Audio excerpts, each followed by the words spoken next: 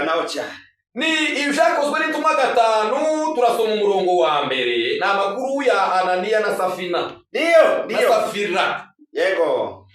Hariho umugabo witwaga Ananiya hamwe n'umugore we Safira. Aho agura isambu agabanya ku biguzi byayo.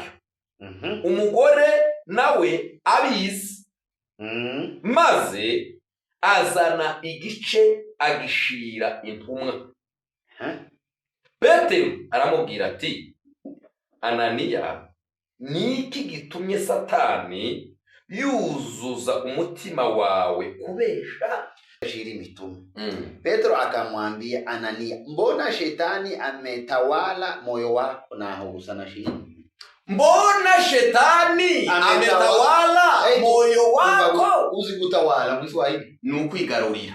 Muri Kenya Nairobi mu isoko ry'Isili mu igorofa bita Amar muri first floor cyangwa se mu etage rya mbere, nomero y'iduka ni F129. Bagurisha amashati meza cyane, amapataro, amakoti meza, amasogesi, harimo ibintu byose wokenera muri riduka. Bagurisha neza cyane. Abo bazaberwa nibagana. Mu Bushinwa bajayo nguko uzuja mu idusha kongera ukagaruka. Wowe udatuye muri iki gihugu dushobora kubikohereza aho waba uri hose, bikaza bikagera ku muryango wawe watahuka bisanga birambise imbere y'imuryango. Inomero ushobora kiraca kuri screen yawe. Bafite WhatsApp, bafite na call isanzwe. Bahamagare ubagane ku biciro byiza cyane, hanyuma tuberwe turibe. Duhagaze mu muhana wa Gidurayi 45, aho kuri uwo muhanda w'iwanyu niho tuhagazeho. Duhagaze kuri uwo muhanda w'iwanyu imbere y'inzu yanyu, turi nawe wenyine kuri wantere niwe tugiye kuganira kugira ngo wumva aya makuru. Nawe utari uwa Gidurayi ndabizi neza ko uri buze gutaramana natwe, aya makuru agufasha. Ari hano ariko n'iwanyu yohaba cyangwa yaranahabaye. Icyabaye hamwe kiba cyabaye n'ahandi, kandi nta kintu kiza kimenyekana ku nshuro ya mbere. Ubundi kintu kija kuba rimwe tukibona kibaye cyarabaye inshuro nyinshi mu bwihisho, twagira ngo kirashitse ubwo naho cyari kimaze igihe kiba. Ibyo twabibabwiye kera. Idurayi 45 niho duhagaze uyu mugoroba, kubw'impamvu zo guhonya no guhugura no gutesha no gushaka ukuri ndetse n'umuco. Aha muri uyu muhana wa Gidurayi 45 mu byumweru 2 bishize humvikanye inkuru cyangwa ikibazo c'abantu bimbwe amafaranga. Ifeza zabo bari bashize niba ari mu rukondorero cyangwa mu isapu, basanga umuntu yaje akoramwo agira atwara ifaranga, kandi ngo azitwara zose. Ni faranga nyinshi tudashaka kuvuga umubare hano, wewe urawuzi. Agera gutya azisha umfuko w'inyuma cyangwa w'imbere wiwe, yambara isogesi, yisiga isabune, aranyerera aragenda umuneke, aranyerera baragiye. Noneho benezo aho ngo batahe niba baragiye ko gushaka izo kugura ikibiriti cyangwa bikoza ifaranga zari ziri, basanga ikirari icumye kera, ikirari cyarumye. Akaza basanga agasengeri hariya, agapira hariya, bagasanga akapantaro hariya, akayiko katibuse, bagasanga ahantu telefone n'akava byasigaye hariya, bagasanga kimami cyavuye mu mbuga bayicomoye iri hariya, bagasanga imyita y'ibishimbira amenyaho, ya myita 3 yose iraho. Ibintu byose basanga birashagaraye mu nzu. Ngo bamare aba bakristo bacu baravuga ngo ni iki cyatibuse muri iyi nzu, kimenya aho ifaranga ziri, gitora ifaranga zonyine gusa, gisiga ibishimbo na televiziyo. Umutsima wari uraye uhiye uraho, tibawukozeho, ibishimbo tibabikozeho, amashu yose n'umweru karabareba batya. Arubundi bazavuga ngo mwibwe n'abanyakenya batwara gaze, nta munyagihugu uza wiga gaze na televiziyo. Ariko izo zose basanze isoko ziraho, basanga ibitoryi bitukura n'ibitumaze kugutukura bari bahashe gari muri weekend, basanga byose biraho na televiziyo na gaze na remote. Ariko basanga ifaranga gusa arizo zagiye. Abantu barasohoka barataka, barataka kandi abagore bakunze gutaka bifashe bati barataka baravuga ngo turibwe ngo bamare gutaka ngo baribwe aho ngo umutima ubabwira aba n'abakristo bacu cyo mu kimenye n'abakristo bo muri iri torero baza bicara imbere nkawe ngo umutima urasengana n'abakristo banyu wowe uramuzi neza ngo umutima urasubira ko abatwaye izo zahabu wari abandi bakristo bacu nabo baravuga ngo ko barakeka ko abashobora kuba batwaye izo feza n'izahabu nabo n'abakristo basengera muno kandi umuco wo kwiba muno tubamo muno haba kuvuga Imana nukuvuga Yesu muno gusa kuva dutangiye kugeza dusoje twababwiye ko twabuze nakanya kucishaga kunga muno kuva utangiye rino kanisa ari umukunga wari wabona muno nuko tuwanze se tuwayaje ta mwanya kubera kanya gato dusigaranye k'ijambo ry'Imana no guhonya no guhugura none nimba muri itorero akanya k'umukunga karabuze aho ako gutora ifeza zizabuza abantu kazitiza zavuye iki kibazo rero kimaze kuba niyo birahwihwiswe umuntu wese muhuye naba abandi ngo naba abandi ngo naba abandi bavumu bakajuka abantu barasugwa ku mpande zombi pole ko mwivye pole ko baye bavuga ngo mwivye nijo pole ko mwibwe pole ko baye bavuga ngo mwivye impande zose zirasugwa wewe wabasuye bombi kawo wewe wasuye umwe usigundi warabogamye undi asura abandi arareka hari n'abatarabasura bose kuko mu mategeko aho baza bavuga ngo umuntu n'umwere kugeza icyaha kimufashe umuntu n'umwere cyangwa se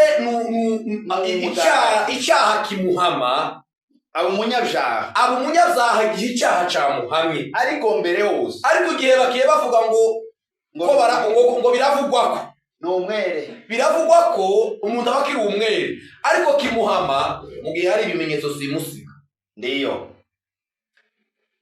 noneho rero aho abantu bamaze gutaka bibwe ifaranga zabuze barasugwa babahaye ifaranga babaguriye ibishimbo janere ifite ihuzu ariko ihuzu zari zihari ntibari basize ni ukuvuga ngo bamaze kwibwa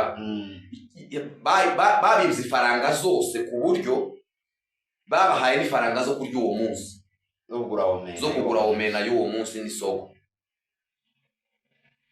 nta kindi batoye mu munsi oyaye ngo akazi basize gusa nako kongera gutekera amahuzu yari yashanda yashaka kuko muri iyo nzu harimo ibikapo byinshi kugira ngo ashake mu gikapo ihuzu ku yindi ihuzu ku yindi ayirangiza kuri mu gikapo n'udupfuko tw'inyuma twose abo turasitike gutya tubi twose akaza turasa gutya ashaka mu ifaranga arahebura agatora ikindi gikapo ngo harimo n'ibikapo by'abashitsi byose abigeramo byose akaza ibyangombwa by'abashitsi akadacura igikapo gutya gakunguta uwo muntu rero amaze gukekwa amaze ndetse baranamuvuga hari ubukeka hari gukeka gusa bakamugumana yaraketswe aranavugwa ngo amare kuvugwa rero aho urubanza rurashingwa tukiraho rero niyo aje mu rubanza ndaragera mu rubanza pole cyane ku byabaye pole na pole kuko bene ibi ngibi iyo bibaye bikomeretsa imitima kwanza abibwe pole ababeshewe n'abakiye bavugwa n'ababeshwe abakiye bakekwa pole namwe pole kuko habaho gukomereka haba wowe waketse haba nawe waketswe bose habaho gukomereka ku mpande zombi ndiyo aho hakongera kandi hakabaho gukomeretsa imitima y'abumvise ayo makuru bose imitima yo kuri uru ruhande rwarushinjwa warakomeretse uruhande rushinja n'imitima gusa y'abantu bumvise ayo makuru gusa n'umutima wawe nawe warababaye hari abababaye mu marangamutima ya fanatisme n'abandi bababaye gusa kubera ko icyo gikorwa cyabaye ari kibi n'abandi bagaye igikorwa cyabaye cyo gufata izahabu zitari barababara abantu bose barababaye arabuza wumva gusa inkuru mbi gusa akavuga ngo yo cyari kuba pe kino gikorwa ko ari kibi akababara pole kubibwe pole kubaye bashinjwa ko bibye kuko hose hariho gukomereka cyane kandi abo bose itorero rigomba kubegera. Ndiyo Bibiliya iravuga ngo iyi ngiyi iravuga ngo umuntu mwene so ngo niyadukwaho n'integeke niyadukwaho n'icaha ntimukamutera umugeri. Muzomwegere umugaruze ineza apana kumugaruza amagakongorerana yaza mugaceceka apana kumubwira aba nababo hirya ariko nawe niba ico caha wagikoze. Bibiliya yaravuze ngo we watura. Bibiliya iravuga ngo mwaturirane ibyaha byanyu kugira ngo mukizwe. Kandi kwatura si ukubabwira ngo mbabarira. Oyaye ni ugufata izahabu z'abandi wo kwiba televiziyo yo muwaje wamara kuyibukaza ukambira ngo nije wayibye ariko mbabarira wamara mugoma mukayireba mwanyu. Ayaye ibwo ni uburyari. Bata televiziyo na remote na zose n'umugozi wayo charger tosubiza nishikuvuge ngo nije wibye televiziyo. Mumbabarira iyi minsi mwari mumaze mutareba televiziyo. Izo faranga niba zigihari kubera impamvu z'ubukene buriho muri iyi minsi fatiza uzifite wese uri hafi aho yaba ari uyu wakeswe yaba ari nawe bataramenya mu mutima wa Gikristo garura izo faranga. Usanga ari n'undi uzifite kurishima ngubwo ikirari kitarakugeraho ariko zigarure mu bugwaneza uzitange tanga ifaranga z'abandi amahora. Twari dutanze urugero rwa TV no kuyigarura niko arabaza birega ibyaha bimwe bakanabigumana. Ubwo n'ubucaha ukirega icaha wakigumanya ukirega ngo wibye ihuzu wamaruka kumukabegwa na yahuzu wibye ndi wireze. Ubwo n'uburyarya ubwo n'umuka w'abafarisayo n'amahimba ayo n'amahimba n'ubweruzi ni bibi ubucafu bwinshi. Noneho rero aho ibintu biragenda warubuze ngo biragenda bija mu mazi biragenda biyikomera bija mu mazi. Noneho abakitse baranavuga baravuga ngo nubwo twabuze izahabu ko turabona keka nyabizoza bavuga ko ari we watwaye ifaranga. None muryango aho torero muhana wacu mumenye aya makuru ko twibwe na nyabizoza. Noneho ngo bimare kugeraho aho bashinze urubanza rurashinzwe ruraciwe bwa mbere burakeye rurasuye ruratangiye burakeye none kugeza n'ubu urubanza ruracahari. Ko turibaza ngo aho mbere yuko tugera ku bimenyetso bihari uyu munsi yego urubanza gucibwa bwa mbere ugacibwa bwa kabiri aho mu miryango mu muhana mu itorero bose barasengaga barasenga bagiraga aho basengera usanga wewe munasenga bagifite aho basengera aho hose imanza zibaye inshuro zirenga 3 habuze ukuri. Ico cibazeho ukuri tukuramenyekana. Ari umugabo ngo babwirire topic y'uyu munsi aho mukuri kwarashinze. Hari undi mwana w'umukobwa ndi mukubona uri mu kunsetsa yarahagurutse afata agatoti kamusumba yariko akisumbukuruza gutya ariko arunguru wahandi hose ngo harimo kwarani ngo topic wahandi hose ngo kwaranyerera uyu mungini wose izo zego tuvuze ukuri kwarabuze ku buryo ivyicaro biba ca mbere ca kabiri ca gatatu ukuri kukabura. Dore impamvu kuri kuza kuburira mu cicaro abantu bagahura ijya mbere kuri kukabura ucaca bagahura ijya kabiri bakajurira icya gatatu rwa gatatu bakavuga ngo ico gihe turuzi ico gihe babakoze urubanza rwa mbere n'urwa kabiri n'urwa gatatu uwatsinzwe ntaba yatsinzwe. Impamvu zitanahize kuko haba hagiye habaho kwigana imitwe mbere haba nta kuri kuba kukirimo urubanza abagabo bakwiriye mvuze ngo abagabo turaza kubagarukaho.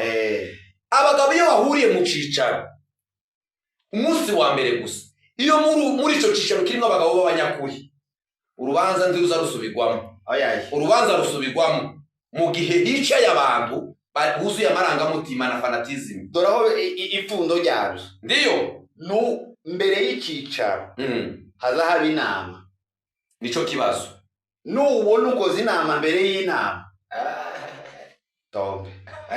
Akuri mbere yo kuja mu rubanza bakabanza bagahamagarana kuri uru ruhande rw'uyu muryango no kuri uru ruhande rw'uyu, nidushika tuvuge gutya, nibavuga gutya tuvuge gutya, Alex nyavuga gutya nyabizoza asubiza atya, nagira gutya asubiza atya, bamara bakaja guhurira mu nama kandi ko ryarya bashika mugambo muvuge ngo makuru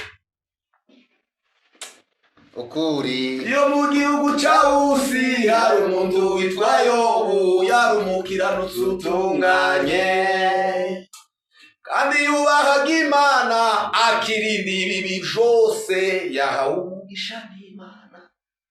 Uwo mugore we aramubwira Yobu ati, watutse iyo Mana maze nawe ukipfira. Yobu aramubwira, navuye mu nda ya mama nzasubira mu nda y'isi, byose byatazwe n'Uwiteka. Yobu yari umugabo w'ukuri. Yobu ngo yigeze gushinga urubanza nimba ari n'Imana nimba ari n'abaturage baraho ngo baramurenganya, aravuga ati none umworohe hagire umupfakazi umwe cyangwa imfubyi cyangwa umukene uhaguruka ashira ukuboko hejuru avuge ngo nageza nk'inka 8 zose zivyaye, uriya mupfakazi adafite inka, tubana duturanye ducanye ibyanzu, akabura amata aha abana, nihagire umwe gusa w'umupfakazi cyangwa umukene gusa ukavuge ngo nigeze kwezi ibigori, abana banje baraburara, jewe Yobu nari Yobu bariye arabura. Kubera iki? Ukuri. Muzamubwira ngo ukuri ni ukuvuga, ukuri ni ukuba, ukuri ntibaza bakuvuga, ukuri baza bakuba. Bagakora inama mbere y'inama, bagera mu nama ngo muvuga amakuru, ngo tugiye gukoraga inama, ngo tugiye mu rubanza, naho baje batsinze, baza bazana imyanzuro, bakoze inama mbere y'inama, uruno ruhande rwakoze inama ruratsinda, ruza rufite intsinzi, uruno nabwo rwaje rufite intsinzi. Ico gihe muba muje kugwana gusa no gutukana gusa, nico kiba kije gukorwa gusa, kandi bitutsi by'ubujinga biri aho biboze. Noneho rero uko bikwiye kugenda ubwo byagenze gutyo, dore inama ikanisa ribazaniye mbere yuko dukomeza kuri biriya bimenyetso. Yego, mushake abagabo bukuri mutitaye ku muryango abacangwa babavukamo, mutitayeho abacangwa babasengera, mutitaye mu muhana, mushaka abagabo mu karere, bava i Bugande, bave hehe, undave i Rwanda, undave iwanyu, undave Giturayi, bicarane, undave Kitengera, kuko urubanza kera kose iwacu muhira, urubanza gabazaga rucirwa, tarubazaga rucirwa n'ubonetse wese. Bazaga bafata umugabo akava mu Rurambo akaza guca urubanza mu Minembwe, hari abagabo benshi, bagafata umugabo mu Minembwe akaje guca urubanza muco hagati, cyangwa abagabo bagahaguruka ku Ndondo bakajana urubanza mu Bibogobogo, kuko bahasanze abagabo b'abanyakuri, kandi abo bagabo suko babarusha ukuri, kuko bo bataza bakora inama mbere y'inama, bazaga baza kumvira amakuru aho. Nuko byagenze, uruhande niruvuge nabwo rukavuga ni musohoke tubige, bakagaruka bagasohoka, bagabo basigaye babiga nta fanatisme, nta buryarya, bakavuga ukuri bano bantu ko kandi buriya umuntu uzi guca urubanza neza ngo azayumva amakuru batavuze, uzabumva yakavuga akiza ukumva uyu wamara ugaca urubanza ushingiye kuzo batavuze. Ndiyo buriya ibyo uruhande rwavuze n'ibyo uruhande rwavuze akenshi biba byuzuye amarangamutima, ariko bijya batavuze basize nizo biba gushaka. Bagabo b'imfura rero nizo baza batoramwe amagambo y'ukuri. Uzi ko uru rubanza ari ugukomeza gusubika no gukomereza abantu no gukomeza ikibazo, rwaye rukava kuri aba baye bakeka n'abakekwa, rukaruha rugasa n'urw'imiryango nkaho ko bararebana gutya bo tibikiri icyaha cyakozwe n'umuntu n'undi, zabaye imiryango. noneho ko naba ni nka Arsenal n'iriya yindi izo zose biba ryari biba mu gihe ukuri kwabaye guke biba mu gihe habuze abantu bicara bukuri batakoze inama hanze dore bano bagabo bari muri izi manza ni abanyakuri 100%. Ariko ikibazo nuko mwe mubaza gukora inama mbere y'inama ko murabanza guca urubanza mbere y'urubanza mukaza mufite envelope y'izo mushika mugasoma y'insinzi bariya nabo bakaza ariko bameze none byogenda gute turababwiye ngo mushake abagabo b'ukuri. Hari umukozi w'Imana wigeze kuvuga tuganira aravuga ngo ahari abagabo ngo igihugu ngo gifite abagabo b'imfura kiza gishaka abahamya kiza gishaka abagabo b'abahamya b'abadimu nubona gusanga ngozana umudimu ico gihe uzomenye ko ukuri kera kuba twatangiye gucumbagira abagabo bazabagera mu rubanza ukavuga ukitsa undi akavuga akitsa bakureba mu maso gusa bahareba bakavuga ngo ufite ukuri cyangwa ndakufite urabesha. Abagabo ntibaza bakenera abadimu abagabo b'iwacu cyangwa abagabo bari hano ngabo b'iwanyu kuri kuko abareba gusa bakavuga ngo nuko byagenze umuntu yaraje azize isaha ashike bigenda gutya wowe bagushinje ngaho nawe vuga nawe akavuga imuje hanze basohoka bavuga ngo uko bimeze kose ukuri kuraha wishinze kuri iki wewe uratsinzwe bagamba basohoka bagataha iwacu ntibazaga bajurira kuko abagabo bazaga bashimanza babaga ari abagabo bizewe utosohoka ngo bashike ngo bavuge ngo mukaba mutahamwanyuzwe. Ariko ubu nyine basigaye baca urubanza rwa mbere urwa kabiri kubera iki takuri ejo bundi rero aho haza amajwi y'amaudio bavuga ko ari ayo mu ruhande rushinjwa ndiyo wayategera bakazaba bavuga ngo yayingwi yarito ngo ni ya nyabizoza ngo wivye izahabu abandi basura gutegera ni yari tenare bakumva tenare ni Alex ngo baketswe ariko kugeza ubu rero ibi bihamya jaya amajwi cyangwa se ya marikodi n'amaudio bagabo baheba cimanza bajya bari muri za nama bajya baheba cimanza ko baravuga ko aya majwi ngo yakozwe mu buryo bw'ikoranabuhanga niko bavuga ngo barandika ngo ijwi rya Alex ngo nibarizane ngo bararizane ngo rivuge gutya ngo agora iravuga ngo rizane rya nyabizoza bakarizana none abaye bavuga ngo aya majwi nayabo nabo bakavuga ngo ngo ababazi bose ngo aya majwi ngo nayabo neza abo kuri uru ruhande wini AI ni ikoranabuhanga rishobora gukora ijwi ryawe ngo cyangwa ivisha ifoto yawe kandi bibaho rimwe na rimwe bibaho abandi ngo yayingwite nari ngo ni isoporano ngo ni izuyu neza ngo twe tumuzi ngo twebwe ngo turirimbana ngo ndetse ngo AI cyangwa ikoranabuhanga ngo ntiryokora ibi ibyo zose ko turasaba ngo kitorero ryanyu mushake abanyakuri baca urubanza ikindi kandi uwicaha gifata aterura ifaranga azisubizeyo ijambo rya mbere tuzomuhagarika muno hano kuri aka gatuta haduhagaze uzahama nitutanamuhagarika azoza hano yirege hari ibyaha bibiri hazoza hano umwe muri yego nugutura mugenzi w'ubwishi natsindwa nibigaragara ko yabesheye mugenzi we azotengwa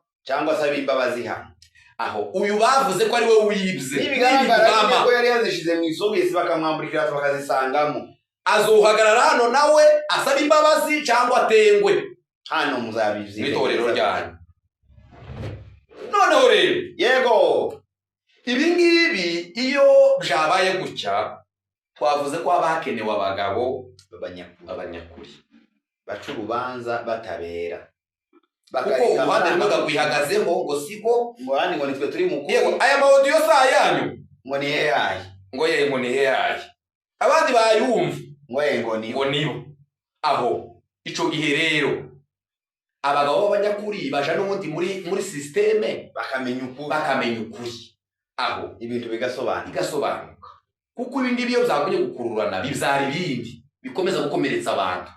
Bibiliya kiravuga iki ku bintu bijanye? Bibiliya hano muri ibyakozwe nituma turasoma mu Kinyamurenge no mu Giswahili. Ndiyo. Nitumara kuhasoma ubwo turaba tugana no ku musozo. Ndavuga naho cyane. Ni ibyakozwe nituma 5 turasoma umurongo wa mbere. Na makuru ya Anania na Safina. Ndiyo. Na Safira. Yego. Hariho umugabo witwaga Anania hamwe n'umugore we Safira. Aho agura isambu agabanya ku biguzi byayo. Umugore nawe abizi maze azana igice agishira intumwa. Petero aramubwira ati, Anania, niki gitumye Satani yuzuza umutima wawe kubesha? Umva Igiswahili. Naho ngaho guhera. Niki gitumye mvuko Petero yamubajije. Niki gitumye umutima wawe uwuzuza kubesha? Satani uwuzuza ngo kubesha. Umva mu Giswahili baje. Buriya nta kintu kibi kibaho. Bajize mu rusenge ko kubesha. Nico cyane. Bibiliya zinavuga ngo icyaha ngo yanga ngo urumuka. Ikabiharura ariko yagera ku kibe ngo kubesha. Ururimi rubesha. Ikavuga ngo ni bibi kandi ngo ururimi rubesha ruri kuri izi mpande zombi kugeza ubu gushinja no gushinjwa. Umva Igiswahili bashizemo gapilipili. Pia mtu mmoja jina lake Anania na mkewe Safira waliuza mali yao. Lakini Anania kwa makubaliano na mkewe akaficha sehemu ya fedha. Za fedha kamkuwa zili ya wagisha fedha alizopata. Akaleta kiasi kilicho bakia kwa mitume. Igice cha sile kuzo bahishe kwa bahisha shiri mitume. Petro akamwambia Anania, mbona shetani ametawala moyo wako na hugusana shiri?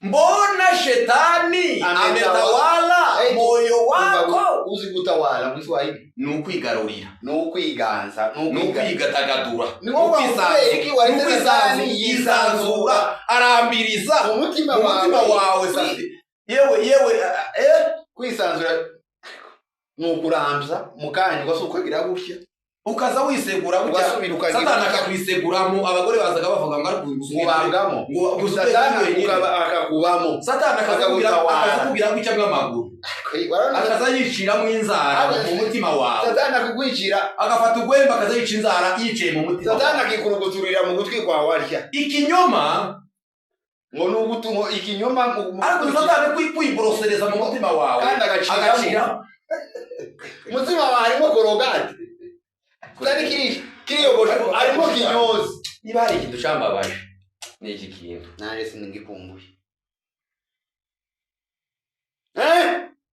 Mwitonde tugende gahoro kubera iki waretse Gidurayi mu muhana wa Gidurayi 45 aho neza ari wanyu neza turi kumwe nawe wenyine gusa. Abandi bose basinze ntibabonye umwanya wo gutera. Iki waretse Satani agatawala aho moyo wako ukunguku umuntu wiro zino faranga aba munsi niyinga uko ndiyo haguruka ngavuge ngo mureke ibi byose. Satani yari yantabara. Satani yariko yiborosereza yafasha Satani sagira korogate zafasha makara. Yafasha makara yiyogereza mu kanshira makara mu mutima wanje uriyogosheshereje muri yiba none mumbabarire. Ukaza ukavuga gutyo abantu bareka gukeka no gukurana ibintu bikava mu nzira. Abantu bamwe babaye abanyabyaha urahura n'umuntu ugahura ugasanga yananutse noneho dore ibibazo dore ibibazo wananutse kubera ko wayo ukeka abandi cyangwa wayo ukekwa wananuwe no gushinja abandi wananuwe no gukekwa byose byakunaniye. Ikintu kibi bino bintu biza bikora bimeze nk'ibindi byari bimaze iminsi bitambutse bibi. Ikintu biza bikora biza bicafuza abantu bose. Umuntu wese wumvise aya makuru azacafura. Ikindi zikora izituma haba umwuka mubi hagati y'aba bantu. Numvishe ngo baranaturanye ngo barabana hano bagiduraye neza mu nzu. Umunsi bahuje nk'ibitaramo nimba badasengana bagasengana bizogenda gute? Izituma umunsi hata bahumuza n'amaso n'umuntu agaca hejuru arya. Igihe bino bintu bizokemukira bikaja ngo tukamenya ukuri kwabyo neza, mugahurira ahantu muri babiri, aba bantu bazohagarara hano kwitorera ku mpande zombi badusaba imbabazi kandi baradukomerekeje, kandi nzabanza nandi kuzibaha kubera ukuntu bandakaje. None aho ukuri kwagiye mu bantu, ukuri ga kurahari, none ko kutavugwa. Impamvu kutavugwa kwabuze ukuvuga nuko hari mbere yuko haba inama, mbere yuko haba urubanza abanza hakabimanza ku mpande zombi. Turahura ryari? Saa 9. Okay, twe duhure saa 3. Tugire gute? Nibashika uvuge gutya, wewe uvuge gutya. Nibavuga gutya uvuge gutya. Nibagira gutya uca. Niba caha ufunge kare akayira. Ufunge kano kayira. Ivyo suko imanza zicigwa. Murategera kwese yogera ino yohera. Mugategera nuru. Yeso zamuca imanza gutya direct. Uriya ibyaha pastere, ibyaha birarutana. Ibyaha byose ni bibi. Yego. Ariko hari ibyaha bimwe biciriritse. Yego. Bikugayisha hari icyaha ugasanga kirimo n'ingeso ni na yangeso gusa ni ingeso mbi, nubwo izo ngeso zose ari mbi ugasanga ni ingeso mbi, kuba ari ingeso mbi ugasanga ni mbi cyane. Hari ikintu kibi hakaba n'ikibi cyane bizindenga kamere hejuru ugasanga nk'ikindi kiruta kibi cyane. Ugasanga umuntu aricaye Satani azama mwisokorezamwo uko ashaka, amudurira mu imvi. Satani kagira imvi. Satani afite imvi muri imvi. Karakwisokoreza aho mubiri uhaye akagucafuza. Ukuri kwagiye hehe mu bantu. Ibi rero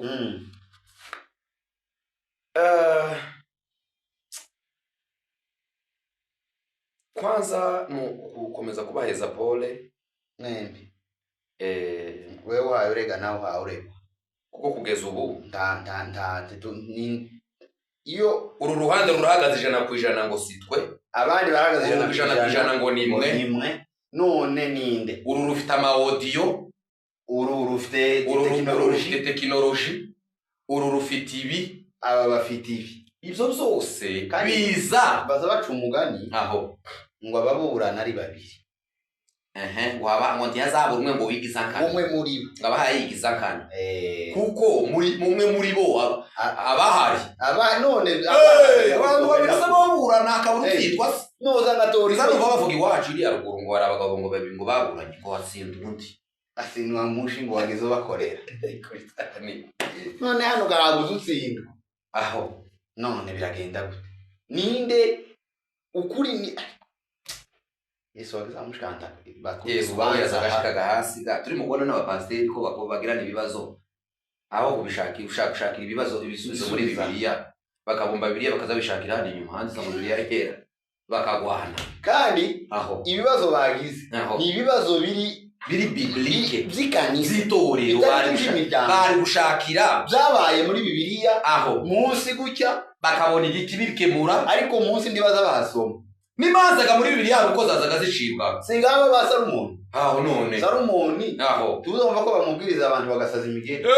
Ntabwo yageza korera mu ikanisa. Ubucamanza si hanze b'amatora imbuga itaravuga ngo uyu mwana. Bibiliya iravuga ngo abagabo ngo batabera.